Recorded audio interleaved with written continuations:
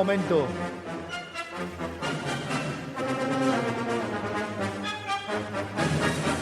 Guerra sin tregua en Medio Oriente. En estos momentos,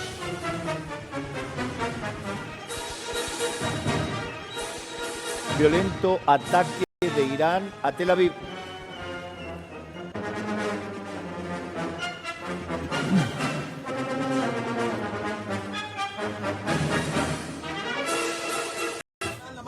Bueno, son imágenes que van llegando a la redacción de Crónica. Estos son algunos de los impactos de los misiles que ha lanzado Irán en los últimos minutos a Tel Aviv, una de las principales ciudades de Israel, una de las dos ciudades que han sufrido la mayor cantidad de ataque con respecto a el armamento iraní, a este régimen. Vieron ustedes cómo llega este misil. Hoy hablábamos de un misil hipersónico, ¿no? Había videos que en las últimas horas iban conociendo que no dan tiempo a una reacción justamente de defensa. Ahora, esto estaría ocurriendo en este momento en Tel Aviv, ¿no? Son imágenes realmente duras, más imágenes de las últimas horas que va sumando la producción con respecto a este conflicto bélico. Marcelo, vos recién decías, suena la alarma y llega justamente la comunicación por el teléfono celular de un Estado como Israel preparado, atento a la ciudadanía, de informar cuándo se pueden dar estos ataques por parte de Irán. De las 24 horas del día, ¿cuántas horas pasás dentro del búnker a medida que avanza justamente la guerra allí? Bueno, no se trata de horas. Es cierto que algunos israelíes se abastecieron, trajeron six-pack de agua mineral y baterías y todo tipo de cosas así. No es tan así la cosa. Nosotros tenemos 3 avisos, uno que es para acercarnos al refugio, otro para meternos al refugio y otro para salir del refugio, que puede llegar a durar media hora. Es lo que está durando como promedio el tiempo que tenemos que estar adentro del refugio en cada incidente, y después pueden pasar 1 hora, 3 horas, 5 horas. La mañana fue relativamente tranquila después que a las 6:30 de la mañana nos despertaron con alarmas. Pero bueno, ahora se está dando a la zona de Tel Aviv, no tanto a la mía, donde yo estoy a medio camino entre Tel Aviv y Jerusalén. Acá no sonó la segunda alarma, solamente la previa. Y en general, después viene el aviso de que se puede salir de los refugios y uno puede seguir haciendo su vida normal. Acá estoy viendo imágenes de que la gente en su vida cotidiana está totalmente entorpecida y que la gente, muchos no tienen refugio y se meten en las estaciones de metro de Tel Aviv, las estaciones de subte de Tel Aviv, que tienen 2 pisos para abajo y están muy protegidas, y hay algunos que han acampado en el segundo subsuelo del metro de Tel Aviv, una cosa bastante impresionante. Bien, está Miguel Ángel Toma con nosotros. Marcelo, te contamos para charlar y analizar qué puede pasar en la Argentina, ¿no? Porque ayer cuando hablábamos con vos, ¿te acordás que hablábamos de la preocupación de ataques terroristas en diferentes países? Y Argentina, con el presidente Milei, tiene una relación política con Estados Unidos y un apoyo también a Israel. Podría convertirse Argentina en un blanco quizás de un posible ataque si Irán así lo decide. Hola Miguel Ángel, ¿cómo estás? Anabelia y Daniel te saludan y todo el equipo de Tiempo Real. Un placer escucharte. ¿Qué tal?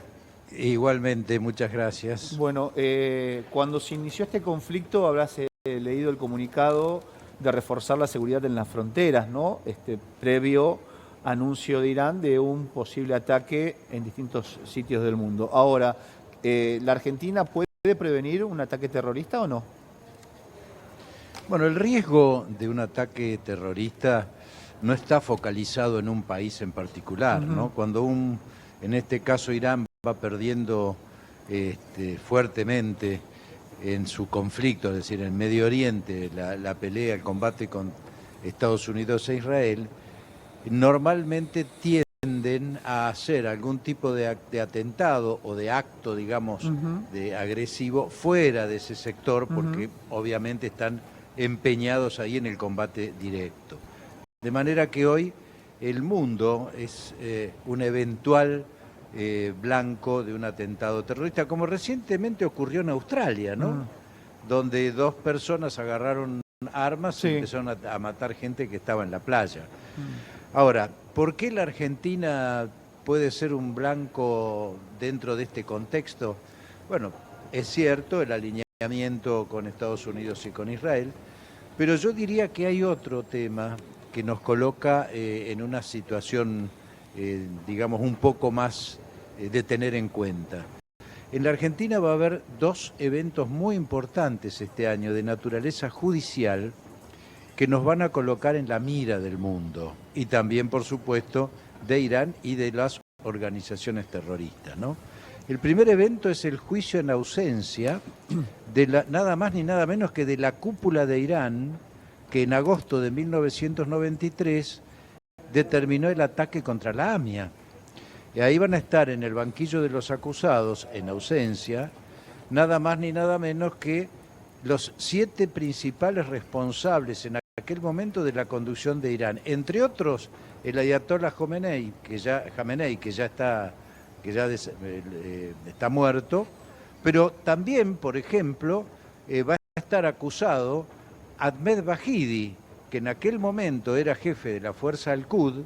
La Fuerza Al-Quds, recordemos, Sí. es la estructura de acciones terroristas en el exterior de la Guardia Revolucionaria. Y hoy, esa persona que estuvo en la decisión y que coordinó el ataque a la AMIA es Sí. nada más ni nada menos que el jefe de la Guardia Revolucionaria. Consecuentemente, es un blanco interesante la Argentina porque un acto de esa naturaleza acá tendría repercusión mundial. Y la Miguel, segunda sí. cuestión... Sí, No, quería... termino con esto. Dale, Sí. dale. No. Y la segunda cuestión judicial que también nos va a colocar en la mira de interés mundial es el juicio por el memorándum con Irán. O sea, dos eventos vinculados a Irán que en este momento hoy es el centro de la atención mundial, ¿no? ¿Vero? Sí, Miguel, te quería consultar respecto a las bases militares y esta posibilidad de tener una base militar en Ushuaia por Estados Unidos. ¿Vos crees que con esta amenaza que le hace a España es conveniente que Argentina acceda a una base militar norteamericana en Tierra del Fuego? Bueno, es una posibilidad, pero hasta ahora no hay nada en concreto. Lo que sí había era una decisión del gobernador de Tierra del Fuego de eventualmente hacer un puerto con China. Ahí sí creo que hay realmente un problema muy serio, porque Tierra del Fuego, Ushuaia, por ejemplo, como puerto, representa nada más ni nada menos que la posibilidad de un hub logístico para todo lo que es el Atlántico Sur, ¿no? Y todo lo que existe como riqueza hitícola y actividad económica y comercial en esa zona. Pero además tiene dos elementos muy importantes. Primero, la proyección antártica. No nos olvidemos que Ushuaia y Tierra del Fuego, en este caso Ushuaia, es la ciudad más austral del planeta y por lo tanto significativa en términos de la proyección sobre la Antártida. Pero hay algo más Sí. que lo hace estratégicamente importante a Tierra del Fuego y obviamente a la Argentina, que es el Estrecho de Magallanes. ¿Por qué? Porque hoy por hoy el gran, digamos, cruce entre el Atlántico y el Pacífico es Panamá. el Canal de Panamá. Ajá.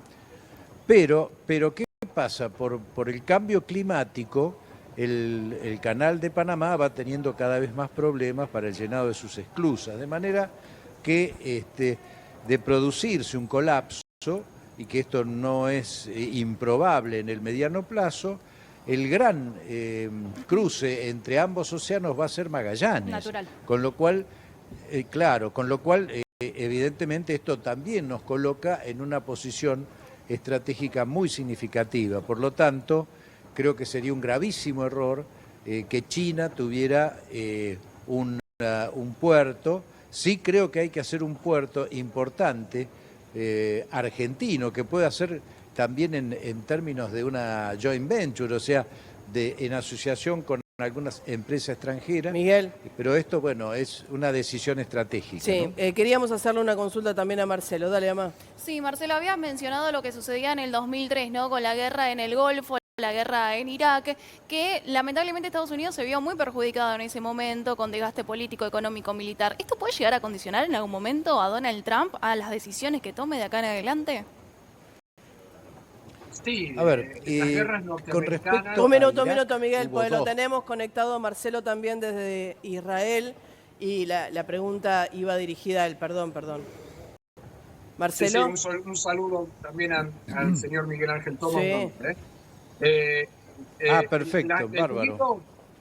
El peligro permanente de las guerras norteamericanas es el empantanamiento, ¿no? Y Estados Unidos es una sociedad traumada con ese tema porque en general hay mucha geopolítica y mucho tema de petróleo, pero hay un desconocimiento total de las realidades de cada uno de los países que se atacan, ¿no? Donde en el Medio Oriente, para tocar el caso actual, no alcanza con el tema económico petrolero para entender las dinámicas y para entender lo que pasa en general en el Medio Oriente. Una de las tesis que se manejan es el hecho de las minorías iraníes que puedan llegar a tomar el poder junto con una mayoría de gente en Irán que es prooccidental, modernizada, zoroastrista en su religión o en su aspiración ahora a volver a un pasado preislámico. Bueno, un montón de cosas que yo no sé hasta qué punto Estados Unidos está teniendo en cuenta y la posibilidad de que si no termina de cumplir con el objetivo de derribar al régimen o de posibilitarlo, facilitarlo, se retire dejando un tendal que, bueno, hay que ver acá en el Medio Oriente cómo se juntan los pedazos. Ese es un poco el peligro para Estados Unidos, empantanarse, y para el Medio Oriente que no se llegue hasta el final con ningún tipo de escenario promisorio. Marcelo, Miguel, un minutito nada más que tenemos información de último momento. Vamos con eso. Último momento. Guerra sin tregua en Medio Oriente. La escalada militar no tiene freno. 5 días de bombardeos constantes. Muertos, heridos y ciudades destruidas. Miles de argentinos buscan escapar del horror.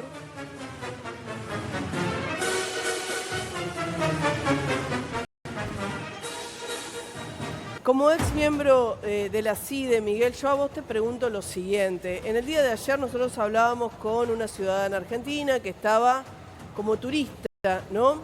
Y lo que decía es que no había ningún tipo de contacto, que no había ningún tipo de respuesta cuando pedía ser repatriada. ¿En qué circunstancias debería accionar o actuar el gobierno argentino para poder repatriar a nuestros compatriotas? Bueno, es muy difícil pensar en la posibilidad de que Argentina, dado su situación, pueda tener alguna acción directa respecto de evacuar a ciudadanos argentinos. Yo lo que recomendaba fundamentalmente eran dos cosas.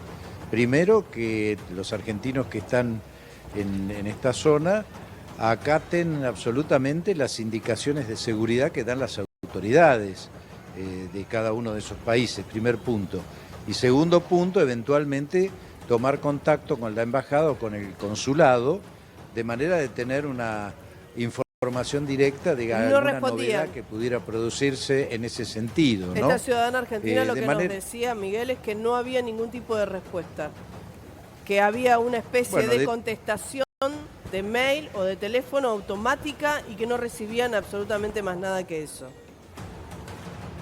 Bueno, de todos modos, hay, por la información que yo tengo, de gente amiga que está también en esta circunstancia, en este caso en Bahrein, empieza a haber la posibilidad de desarrollo de algunos vuelos comerciales, no todavía a Brasil o Argentina, pero sí a Europa o a distintos puntos más cercanos. De manera que en la medida en que se vaya produciendo una distensión o un mayor control de parte del espacio aéreo, evidentemente va a empezar a haber una actividad comercial. Pero insisto, la Argentina, en virtud de la logística que hoy tienen sus Fuerzas Armadas, es muy difícil que pueda generar algún proceso de evacuación en los países que están hoy en conflicto Sí. y poder repatriar a los argentinos, ¿no? Bien, Miguel. Solo- Vero, ¿qué querías agregar? Solo agregar que ayer consulté con Cancillería y me respondieron que tanto la Embajada, los consulados y la Cancillería están ocupándose del tema, que consulten las redes oficiales del Gobierno Nacional, pero que están trabajando y se supone que nos van a empezar a mandar comunicados para empezar a informar en ese sentido. Leito, ¿qué querías preguntar? No, yo quería saber un poco, porque recién hablaban mencionabas un tema de un dirigente opositor y demás, ¿cómo está hoy el clima político? Pues en Estados Unidos hay mucha interna y está más complicado Trump. Pero ¿cómo está la situación hoy del presidente de Israel a nivel político, digamos? ¿Tiene apoyo total? ¿Tiene diálogo con la oposición? ¿Cómo se está llevando eso? Sí, hay diálogo con la oposición, hay críticas de la oposición en cuanto a que, por ejemplo, Yair Lapid, el líder de los grupos opositores, lo que está diciendo es que hay que ir hasta el final y atacar también los pozos petroleros, es decir, los resortes financieros del régimen de los ayatolás, como para garantizar su caída. Por el otro lado, es decir, secarlos financieramente, sería la idea. Por otro lado, a Víctor Lieberman, otro líder veterano de la oposición, un hombre que empezó como amigo de Netanyahu y que pasó un gato negro, muy negro entre ellos, y fundó otro partido, sin ser de la izquierda, es decir, acá no se habla ya más de la izquierda o de la derecha, se habla de la derecha de Netanyahu y otra derecha. Claro. Hablan de que hay que derribar al régimen sí o sí, con o sin Estados Unidos, y que eso hay que hacerlo hasta el final, cosa que por el momento es también la agenda oficial del oficialismo también, o sea, de Benjamin Netanyahu. Estamos en año electoral y la oposición está buscando desesperadamente por dónde darle al gobierno, y vamos a ver cómo se desarrollan las cosas, cuándo se van a empezar a cometer los errores, y la oposición va a tener de dónde agarrarse, digamos, para poder hacer también su campaña, porque se juntan las dos cosas y Netanyahu evidentemente va a intentar construir su campaña alrededor de los éxitos militares, tanto en Gaza como en el Líbano, como ahora en Irán. Miguel Ángel, te quiero consultar, ¿cuáles serían las consecuencias económicas en el mundo si se extiende este conflicto? Pero fundamentalmente, ¿cuál sería la consecuencia para nosotros en Argentina? Bueno, básicamente el riesgo central yo lo colocaría en el control del estrecho de Hormuz.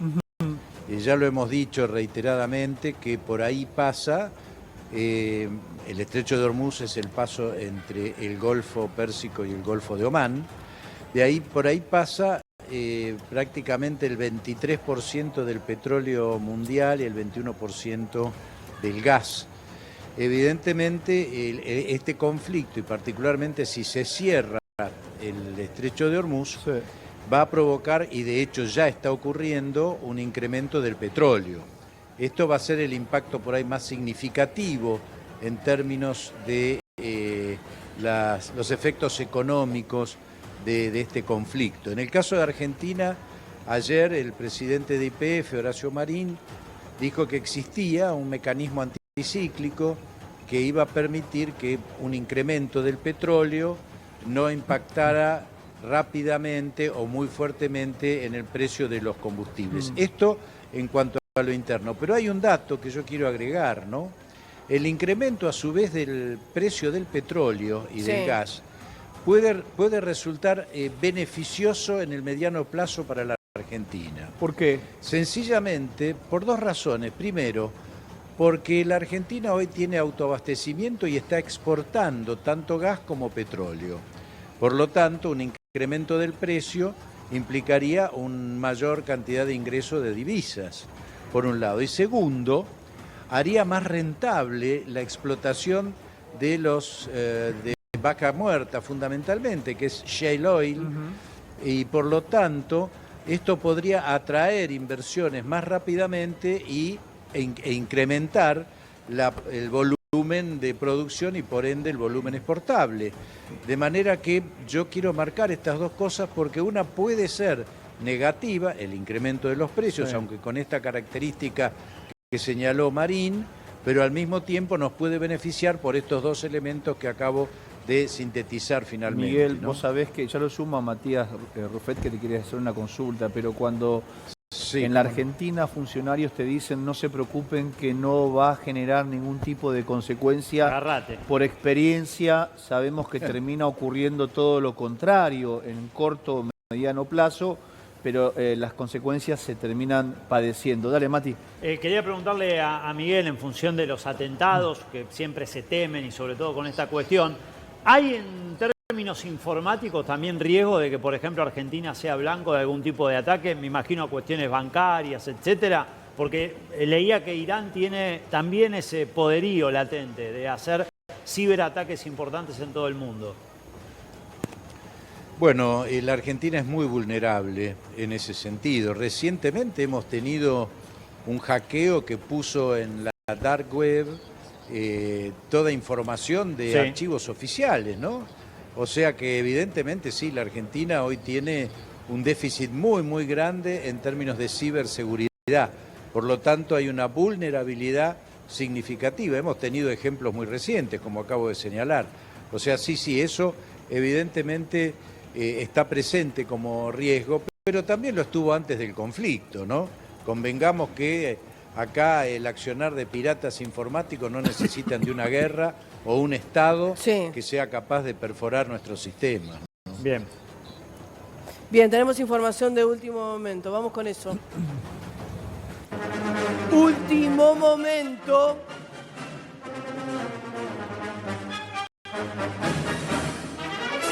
En estos momentos,